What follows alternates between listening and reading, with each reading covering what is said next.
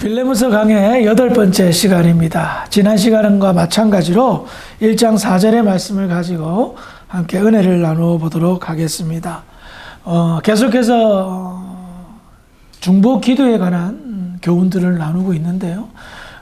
우리 예수님이 하나님 우편에서 기도하고 계시고 성령님이 우리 안에 내주하고 계시면서 기도하고 계시며, 또한 성도들의 마땅한 본분이 서로가 서로를 위한 중보 기도임을 함께 나누었습니다. 특별히 사도 바울은 선교 사역을 하고 교회를 세우고 복음을 증거하면서 그 핵심 사역이 기도하고 있음을 우리가 오늘 본문에서 알 수가 있습니다. 그래서 바울은 내가 항상 내 하나님께 감사하고 기도할 때에 너를 말함은 빌레몬을 향하여 중보 기도하고 있다고 고백하고 있습니다. 이 기도가 성도를 살리고 교회를 세우는데 중요한 증추적인 역할을 하고 있음을 알 수가 있습니다.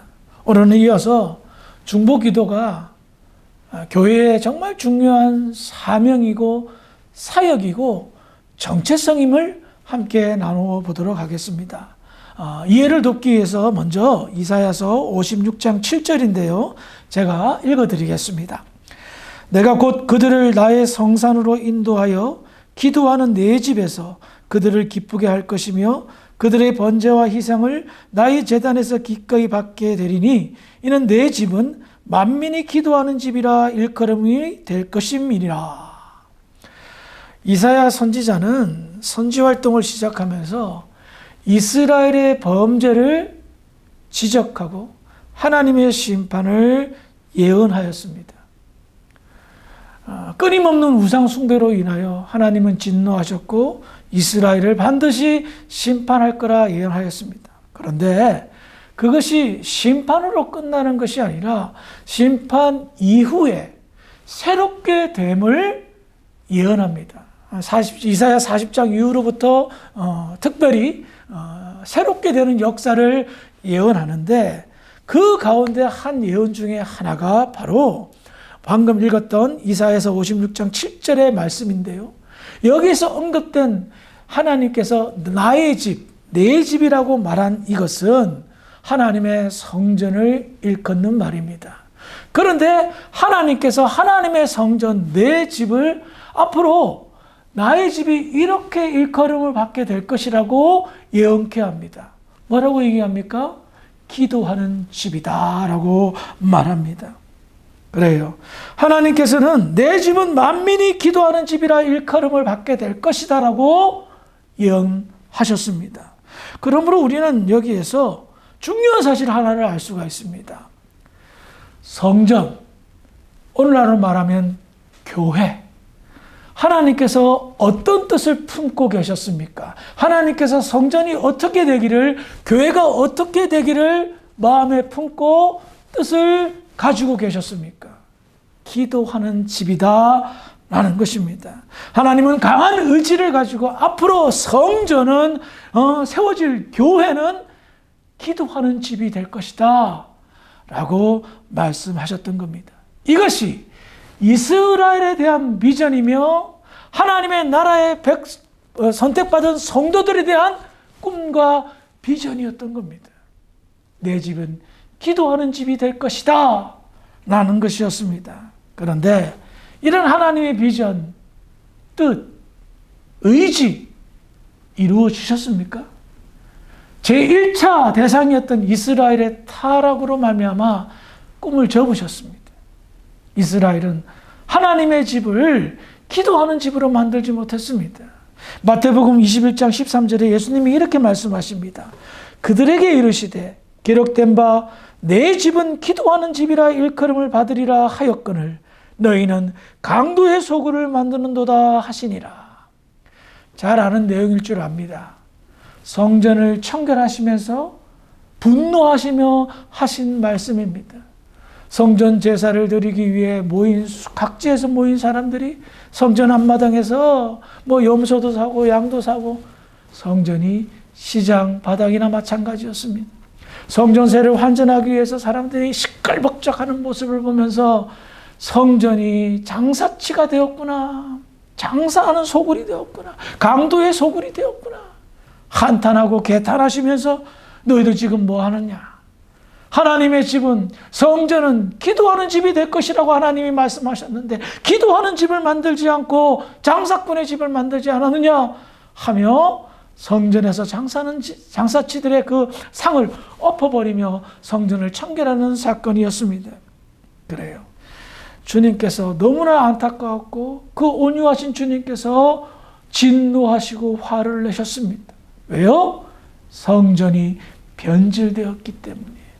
기도하는 집이 아니라 강도의 속을 장사치의 집이 되었기 때문에 분노하시고 화를 내셨던 겁니다. 이사야의 예언, 예수님의 말씀을 통하여 우리는 분명한 사실 하나를 다시 한번 깨닫습니다. 교회는 기도하는 집이라는 거예요. 그래서 우리가 확실하게 알 수 있는 것, 진짜 교회인가 아니면 무늬만 교회인가를 분별할 수 있단 말입니다. 기도하는 교회는 진짜 교회입니다. 하지만 기도하지 않는 교회는 무늬만 교회라는 겁니다. 하나님이 원하시는 뜻을 따라 교회가 세워져야 됩니다. 하나님은 주사랑교회가 기도하는 집이라 일컬음을 받기를 원합니다. 그저 성도들이 모여서 친목이나 다지는 그런 교회 결단코 원하지 않는다는 겁니다. 그래서 여기에 있는 우리들이 성도로서의 사명과 의무 중에 가장 중요한 것은 주사랑교회를 기도하는 집, 하나님의 뜻에 의하여 기도하는 집으로 세워야 될 줄 믿으시기 바랍니다. 과거에 성소에서, 성전에서 제사장들이 정말 중요하게 해야 될 임무, 업무 중에 하나는 분향단에다가 불을 피워 연기가 올라가게 하는 것이었습니다. 그것이 무엇을 상징하는지 아시죠? 제사장은 저녁에 아침이 되면 이제 그 첫 번째 업무가 분향단을 정리하는 겁니다. 재가 쌓여 있으니까 재를 정리해서 불을 피우는 거예요. 저녁에 되면 불이 좀 꺼질 것 같잖아요. 불을 다시 또 새롭게 피워서 밤새도록 피우게 합니다. 분향단에서 연기가 올라가게끔 한단 말입니다. 그 연기가 뭐예요? 요한계시록 8장 4절에 보면 향연이 성도의 기도와 함께 천사의 손으로부터 하나님 앞으로 올라가는지라. 뭔지 아시겠죠? 제사장이 가장 중요한 업무 중에 하나는 분향단의 향이 계속해서 올라가게끔 만드는 거예요. 피우는 거예요. 왜? 그것은 기도를 상징하고 성도들의 기도가 하나님 앞에 계속 상달되어야 될 중요한 일이기 때문에 기도가 멈춰서는 안 된다는 거예요. 아론 대제사장의 두 아들이 제사장으로 임명받자마자 심판받아 죽었어요. 왜 그랬죠? 분향단에 하나님이 하지 말라는, 원하지 않는 불로 분향단에 불을 지폈어요. 하나님은 진노하셔서 이제 갓 제사장이 된 그 둘을 죽여버렸어요. 왜 그랬을까요? 성도와 하나님과의 소통을 막았기 때문에, 기도를 멈추게 하였기 때문에. 아시겠어요? 그때는 정말 무시무시할 정도로 엄청난 징계를 내리셨던 겁니다. 그만큼 하나님은 성소든 성전이든 교회든 기도하는 집이 되어야 되며 기도가 멈춰서는 안 된다는 것을 가르치고 계셨던 겁니다. 사무엘상 12장 23절에 사무엘이 이렇게 얘기합니다. 나는 너희를 위하여 기도하기를 쉬는 죄를 여호와 앞에 결단코 범하지 아니하고 선하고 어려운 길을 너희에게 가르칠 것인즉. 사무엘이 어떻게 인식하고 있습니까? 기도를 멈춘 것, 기도를 쉬는 것을 큰 죄로 여겼단 말입니다. 자기가 이스라엘의 영적인 지도자로서 기도를 멈춘 것은 가장 큰 죄로 여겼다는 거예요. 계속해서 사무엘 강해를 하고 있는데 여러분 보세요. 전쟁이 일어났어요. 홈리와 비느하스가 언약궤를 가지고 갔어요. 당시 엘리 대제사장이 어떻게 하고 있었어요? 길가에 앉아서 언약궤 때문에 의자에 앉아가지고 걱정하고 있었어요. 기도했어요? 기도하지 않았어요. 걱정했어요. 그래서 어떻게 됐죠? 걱정한 대로 됐어요. 언약궤 빼앗기고 자기는 그 자리에서 넘어져서 목뼈가 부러져서 죽었어요. 기도가 중단된 죄, 하나님께서 가볍게 여기지 않으셨던 겁니다. 그래서 주님도 여전히 하나님의 나라인 성전에서, 하나님의 나라인 성전, 그 하나님의 나라는 성전을 상징하고, 성전이 하나님의 나라를 상징하고 교회가 하나님의 나라를 상징하잖아요. 그러니 우리 주님도 멈추지 않고 계속해서 기도하고 계셨던 겁니다. 신학적인 의미로 우리 성도의 몸은, 각 지체는 하나님의 성전이, 그래서 내주하고 계시는 성령께서 멈추지 않고 우리를 위하여, 성전된 우리를 위하여 기도하고 계십니다. 그러니 기도가 중단될 수 없음을 우리는 인식할 수 있다는 겁니다. 말씀을 정리하겠습니다. 하나님도, 예수님도, 선지자도 교회를 뭐라고 말씀하셨습니까? 기도하는 집이다라고 말씀하셨습니다.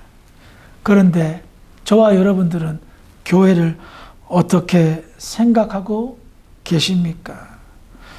우리 교회가 하나님의 집이라는 사실을 믿어 의심치 않는다면 기도하는 집이 되기 위해 힘써야 될 것입니다.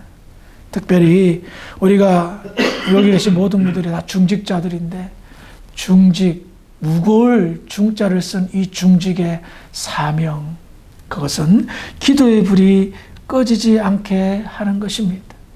우리가 우리의 사명을 끝까지 주님 다시 오시는 날까지 책임감을 가지고 완수해야 될 것입니다. 특별히 기도하는 집의 가장 특별한 특징이 무엇입니까? 기도만 합니까? 아니요. 기도는 하나님과 소통하는 겁니다. 하나님과의 소통이 이루어지는 것이 기도하는 집이라는 거예요. 나 혼자 할 말 다 해놓고 끝나는 것이 아니라 기도를 통하여 하나님의 뜻을 깨닫고 그 뜻대로 나아가는 것입니다. 그런 교회, 기도하는 교회, 은혜가 넘칠까요? 안 넘칠까요? 영적인 기쁨과 만족과 평강이 있을까요? 없을까요? 기도하는 집에 특별한 체험들을 저와 여러분들이 누리고 나누며, 그래서 우리 주사랑교회가 아르헨티나에서 소문난 기도하는 집, 기도하는 교회가 되기를 주의 이름으로 축원합니다. 함께 기도하겠습니다. 하나님 아버지, 은혜를 감사합니다. 계속해서 기도의 중요성에 관해서 함께 말씀을 나누었습니다. 하나님이 생각하는 성전, 교회는 기도하는 집입니다. 하나님, 저희들이 그동안 신앙생활하면서 하나님의 교회를 얼마나 기도하는 집으로 세우려고 애썼는지요.